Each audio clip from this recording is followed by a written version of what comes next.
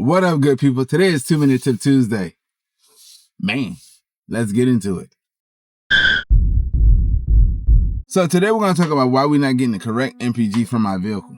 It's one of two things. So the first one is your air filter may be clogged. Man, what do you mean by that, Artofspeedd? So when the last time you checked your air filter? Yeah, you can't tell me, can you? You want me to tell you what? Your vehicle is having a hard time breathing. I'm not gonna say a lie. It's like it's suffocating. You killing that car. You know what I'm saying? It's like, you know, back in the days, we used to have masks, because COVID and whatnot.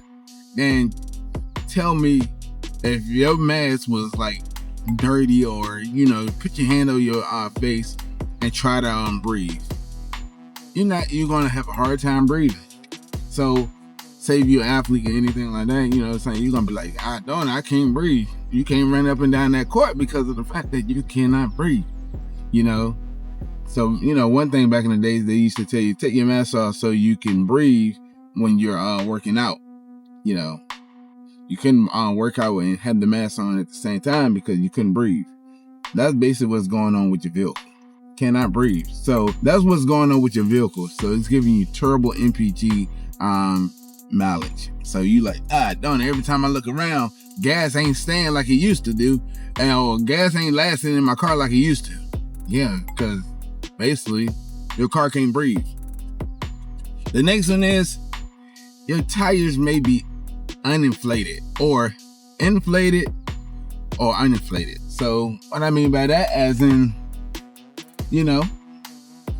check the correct PSI on your tires. Make sure your tires is at the correct spec for the vehicle. So if you don't know how to find that, you just check your door and on the driver's side and look at the door plate. If that's not there, check your owner's manual. But yeah, some cars is 35, some cars is 33, some cars is 30.